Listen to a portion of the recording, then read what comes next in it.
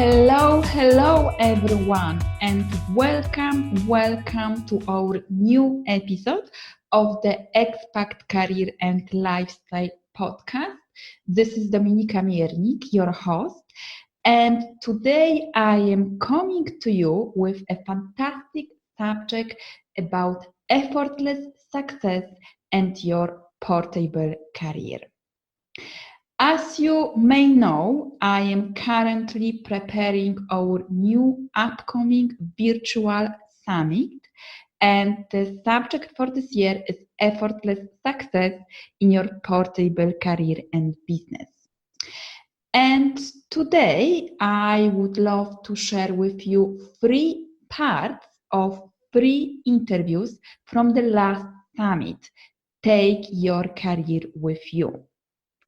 Those interviews are with 3 fantastic women who are sharing with you their expat challenges, stories about their international life, and how they created their own portable career and businesses.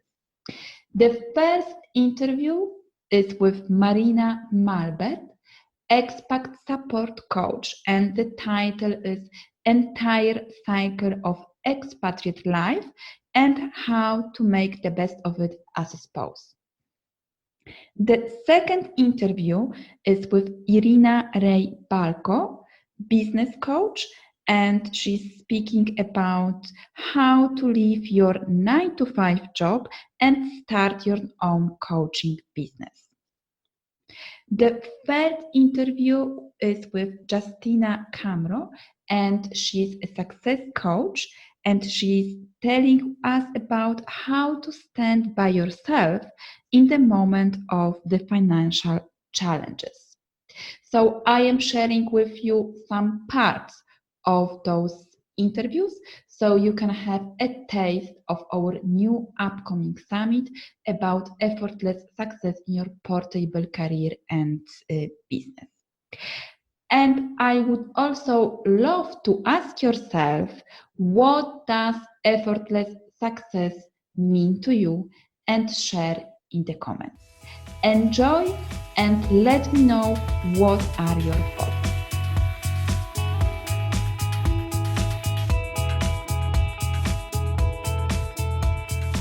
So tell us more about, because you went through the whole process of being an expat wife, moving to a new country, then moving to another country, coming back home. So let's speak a little bit about those stages, the preparation, and what are the challenges, for example, in portable.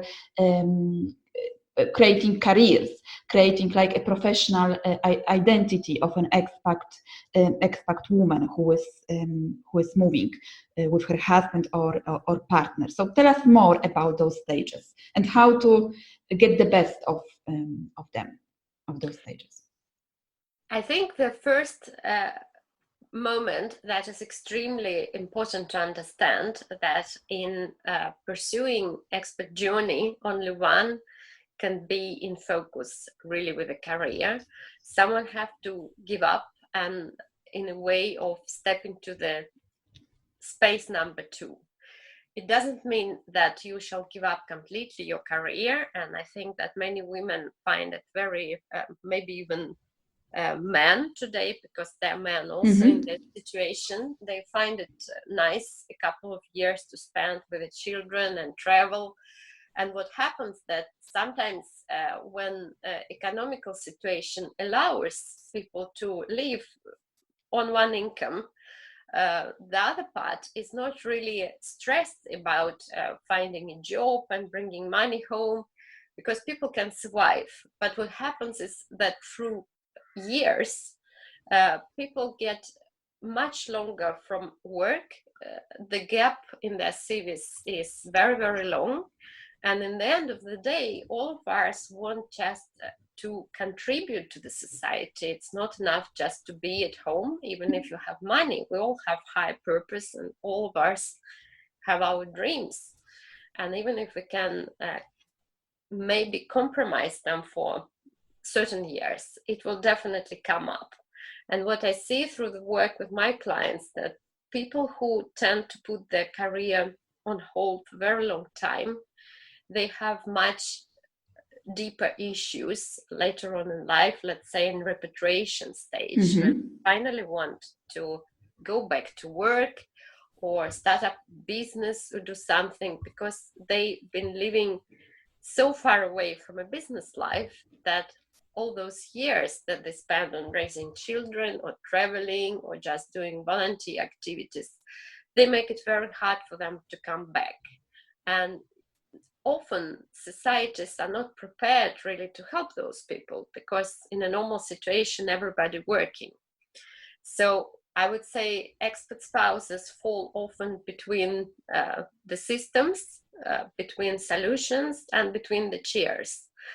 And it can be quite painful and quite difficult to find an adequate support where people understand your issues, where people have been through the same process, and they can identify your problems and help you with the solutions that are meant for expatriates, but not just generic solutions for everybody.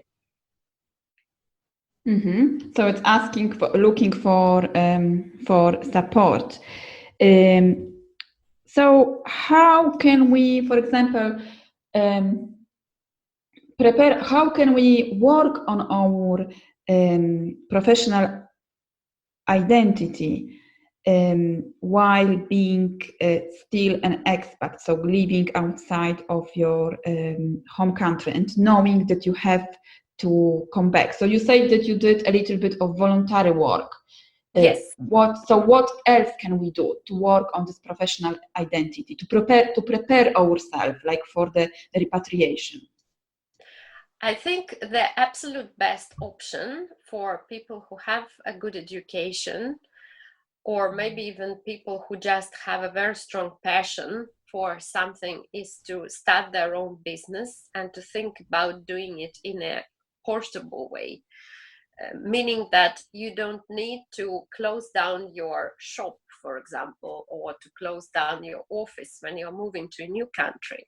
Because those years back when I was entering an expat journey, there were no options like that. And that time, challenges to have a stable internet connections, let's say from countries like Pakistan. So now we live in much better space, and all people are connected, and through online groups, through online coaching, through online belonging, it's possible really to make your life. It probably will be not the same as when you have people around you, but it still be fantastic support. And I have begun this journey myself, not in the country of expatriation, but when we repatriated to Sweden, I have done all my education in how to start up a business online. I had a lot of coaches from all over the world, and I found it extremely doable solution in any stage of your repatriation. The most important is to ask yourself important questions and be aware that one day your priorities may change, and it is important to develop your career regardless of your interest in making money. Yeah, that's very important, because, for example, while living like expat life as an expat spouse or expat partner, so we can focus on our family, or we cannot work without a visa or a permission. So yeah, it's also important to think ahead. What will be your priorities, like in 1 year's time, in 3 years' time when you come back? So as you said, like investing in your also in your professional development. So doing voluntary work or doing courses, which then you can use the knowledge when you are back to your home country to create a new career, a business, or even get a new job. Absolutely. Absolutely. Because each business owner, and I'm working now in Sweden locally with a project with career development, it is very important for employers to understand that even if you have not been working, they understand the reason. But it's a very big reason. It's a very big difference between looking at the application of a person who has not been working for 10, 15 years or even 5, and looking at the CV of someone who was developing themselves, who was doing work to their best ability in a situation where they are, who was trying to create a business, who most likely achieved certain things and helped others. So that is much more than just the volunteer activities. And I think today I definitely don't want to discourage people to do volunteer work. It's a fantastic way of bringing good and giving back to people and society. But it's very important to think about your professional development and to make sure that you do something for yourself, not just for others. Yeah, so investing in your professional development. Yeah. So what are the biggest mistakes of expat spouses or expat partners, and how to avoid them? In my eyes, number one mistake is to putting their own life on hold. Because what happens is that when expat spouse is turning into a following partner, they're usually addressed as someone's wife or someone's husband. They're not talked like this is a person who is doing some work. They're even addressed as someone who belongs to someone. And this is damaging to people's identity, to their self-esteem. And maybe even if people don't understand it from the day one, after a couple of years, the reality will definitely hit them one way or another. And it is quite a painful process. I have seen and been working with expat spouses who unfortunately also ended up in a situation like divorce, and they didn't have a career and they lost a family. So of course such situations can also happen, and nobody can guarantee anyone anything in life. So it's very wise to think about your own situation years ahead, like what is your long-term goal? What is your short-term goal? If you want to have a break from your career, fine. It's maybe good to rest for a year or so, but then you have to have a plan how you are going to proceed. Either you are going to study or you're going to do some work, or you're going to develop your own business. There are basically 3 ways. And how did you start your coaching adventure, let's say? Yes, absolutely. So I need to give a little bit of background. So I always say kind of coaching saved my life, or at least the life that, I think the full life that I meant to live, because when I was in my 9-to-5, I didn't really feel like living, merely existing maybe. So to give a little bit background, so I actually was born in Kazakhstan in the former Soviet Union, and I moved with my parents to Germany. So you could say my parents were already expats, or back then they were called immigrants, but So I moved with my family to Germany, and we didn't have much money, and I always felt like a lot of pressure on us and on my parents to get by, and money was always like a topic, but never a transparent and open topic, no? And because I felt this moving from the Soviet Union and like at 9 and being still a child, I felt like a big responsibility to grow up fast and to kind of do everything what's like expected from me, and kind of make my parents also proud. And so when I embarked on my career, I actually started studying business and marketing. And during studying it, this is actually when I would say my entrepreneur journey was sparked, because something really, traumatic happened back then to me, which really shook my world. A very, very good friend of me passed away very unexpectedly, and it really made me think about the path that I was pursuing, and the career. And also, I can say that I fell a little bit in a maybe crisis, really questioning everything from what I'm doing, who I am, and like also why I've embarked on studying what I was studying. So I was really lucky to actually finish my study back then after this.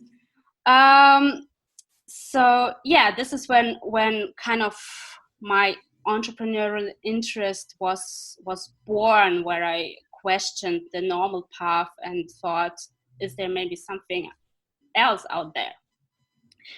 But because I didn't really have any support or role models or anything like that, I still went on to work in marketing and sales. But I couldn't like stand it or bear it longer than 2 years.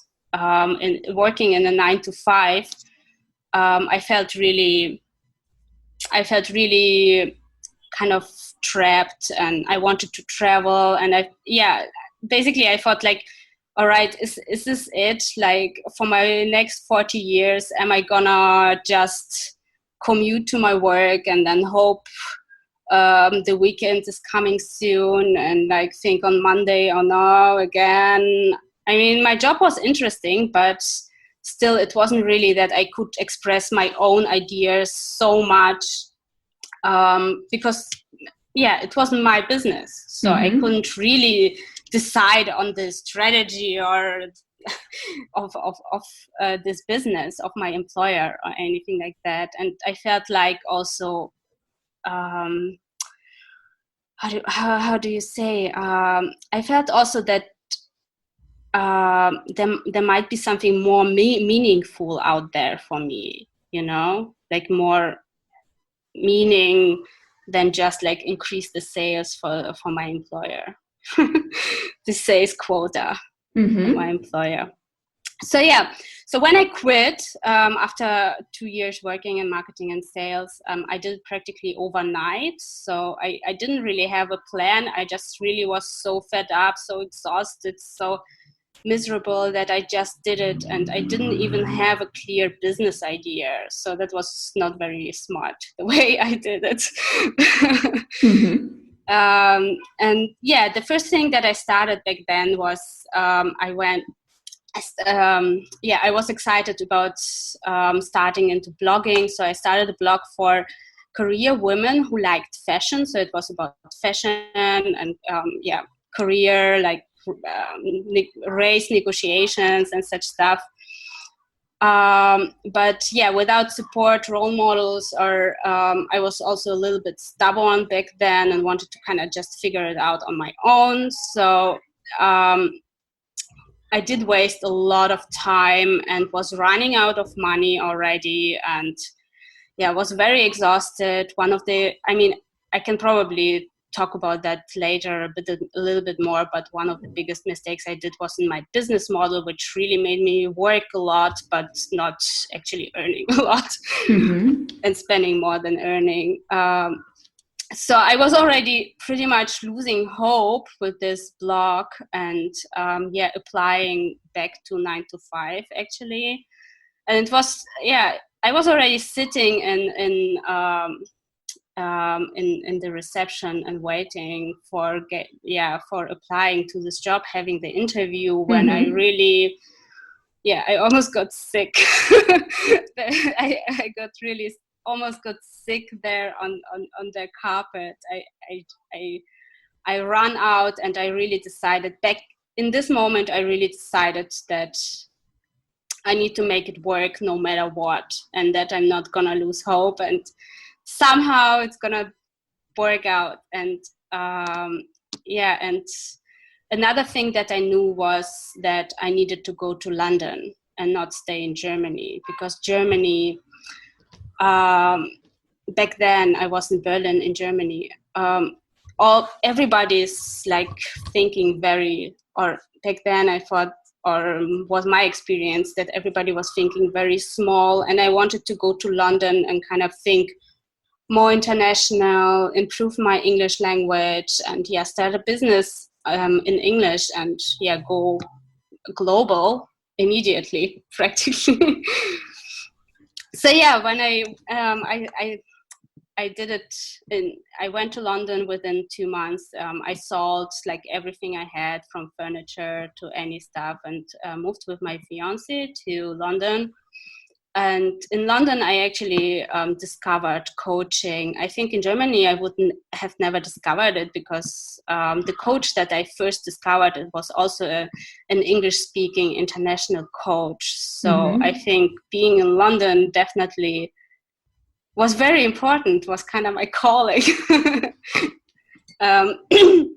So this is when I discovered coaching, through discovering one role model, one coach that I then followed a lot, and I actually signed up with her within 2 months of discovering her, and I just found her way of life, and I never knew coaching would offer such opportunities of earning a 6-figure income per year, and traveling and living really the lifestyle that you want.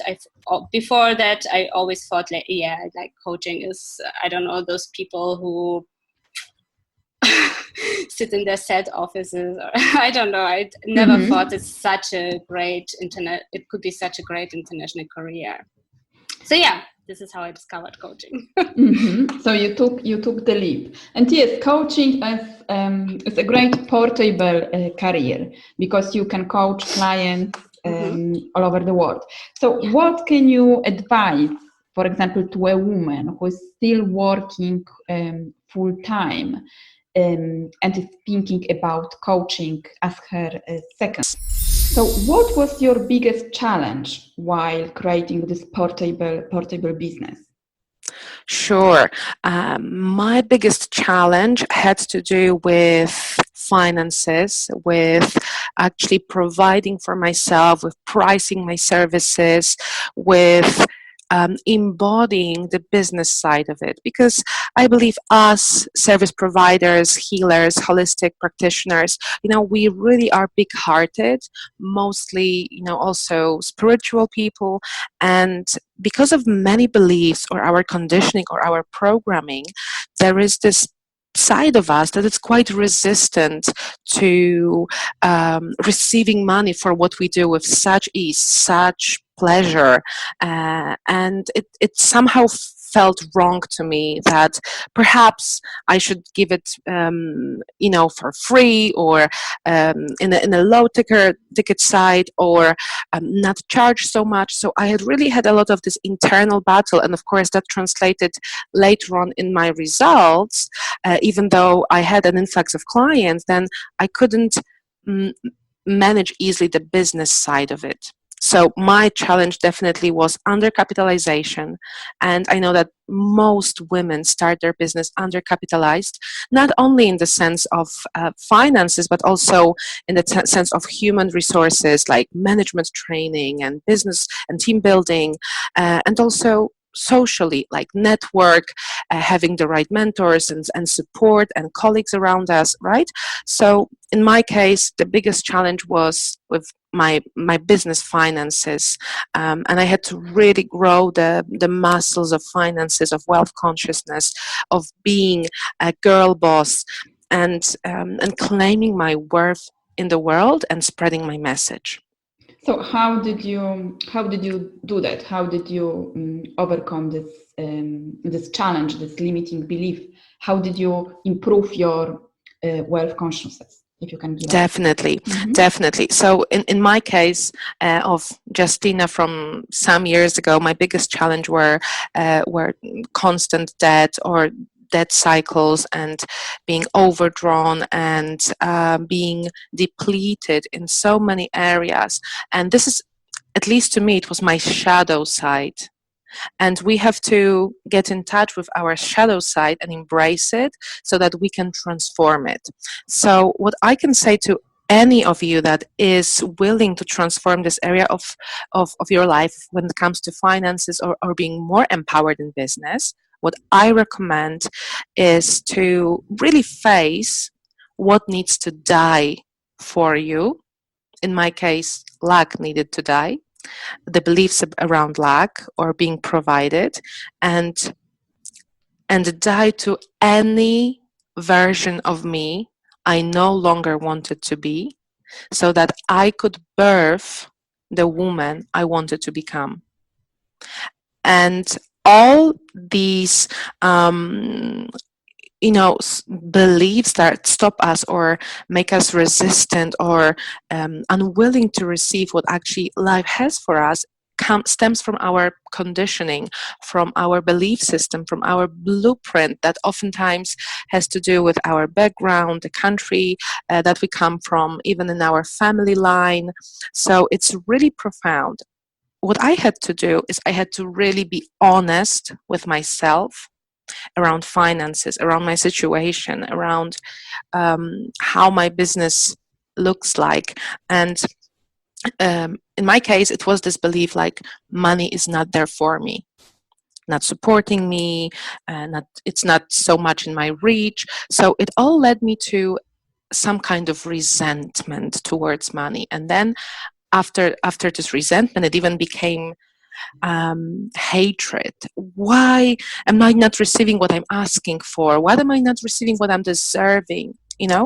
And I really had to transform that, because if we have this underlying subconscious feeling of resentment towards money, we're going to repel it, and we're going to be deprived of it, right? So I had to transform that belief and really take a look how I am not there for my money.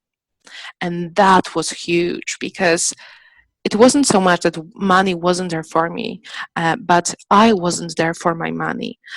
And I asked myself how I am not there for my money. So I had to take a look, what did I organize my time around? What did I organize my money around? I had to focus my time and my energy more towards wealth creation, money, success, a sustainable business. And it had to be a conscious choice to be available for money. And just on the side, in more practical terms, what you can do if you want to transform that, you have to really take a look, what are you feeling and believing around money? And I'm not saying abundance, I'm not saying prosperity, but money. Really take an inventory of your beliefs. I see many women struggle just because they have this belief that they can't be spiritual and prosperous and have loads of money at the same time. Like, you can't have both, because this is what many religions teach us. This is what oftentimes society expects, that well-meaning, big-hearted people should serve for very little. Right. So, for example, in my case, this was my roadblock. I had to really reprogram that belief. So, on a more practical side, what you can do is to create a set of at least 10, 20 mantras that you will include into your daily routine, daily practice, and really program yourself for repetition, for mantras, repeating to yourself in the mirror to the level that you believe that you can be both prosperous and a spiritual being, that you can and you are able to make big money, that you are a great money manager. And then definitely strengthen your consciousness with reading. So in my case, the books I loved to read were by Joseph Murphy, especially The Power of Your Subconscious Mind, and the books where he shares his approach around wealth consciousness and also science of getting rich. So definitely some reading, definitely mantras, practicing, and creating a new belief system, because you have to believe at the very core of your being that you deserve to be paid, to be prosperous, to be supported by money, to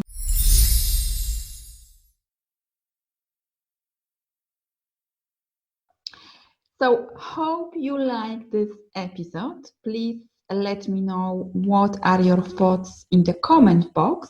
And if you would like to discover more about how you can create your own portable career and business without being overwhelmed and confused in an effortless way, I am inviting you to our upcoming summit, which is starting on the 5th of November. We are going to have over 25 experts which will share with you their secrets about how to create and grow a portable career and business in an effortless way. I will put the link below so you can come over and sign up. Thank you very much for listening, and I wish you all the best, and I will be back soon with another fantastic episode. Speak to you soon. Bye.